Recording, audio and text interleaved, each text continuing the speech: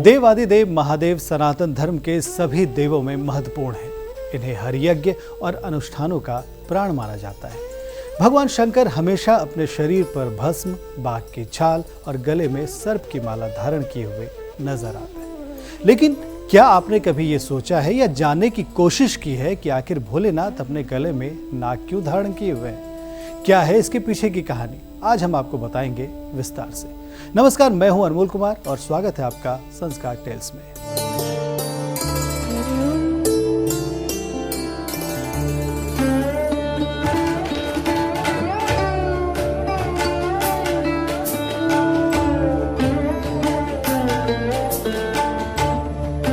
त्रिदेवों में एक देव, देवों के देव महादेव। इन्हें भोलेनाथ कहें, शंकर कहें, महेश कहें या फिर नीलकंठ या गंगाधर कहें। तंत्र साधना में इन्हें भैरव और वेदों में इन्हें रुद्र कहा गया है। नंदी इनकी सवारी है और गले में नाग इनका आभूषण है। स्वरूप इनका बिल्कुल अनोखा है। पूरे शरीर पर भस्म, वस्त्र की जगह छाल पहनने वाले और अपनी जटाओं में गंगा को समाहित करने वाले और गले में जहरीले नाग को धारण करने वाले शिव से जुड़ा हर प्रतीक अलग और खास है। आम लोग सर्प का नाम सुनते ही डर से कांपने लगते हैं, भयभीत हो जाते हैं। लेकिन बाबा भोलेनाथ उस विषधर को आराम से अपने गले में लपेटे रहते हैं, बिना किसी भय, बिना किसी डर के। दरअसल भगवान शंकर के गले में सर्प रहने के पीछे की कहानी बड़ी दिलचस्प है, जिसका संबंध समुद्र मंथन से है।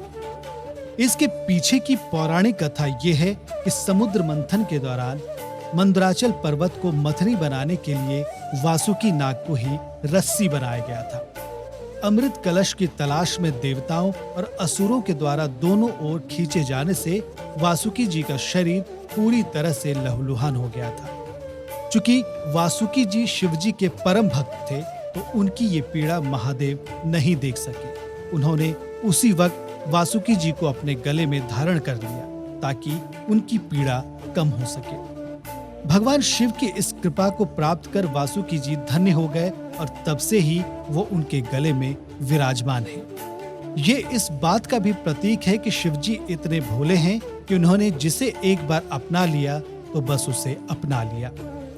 भगवान शिव का नागों के साथ अटूट संबंध है। तभी तो शिव भक्ति के पवित्र महीने सावन में एक दिन नाग की पूजा के लिए भी समर्पित किया गया है, जिसे नाग पंचमी के नाम से जानते हैं। इस दिन जो कोई नाग की पूजा करता है, उनसे महादेव प्रसन्न होते हैं।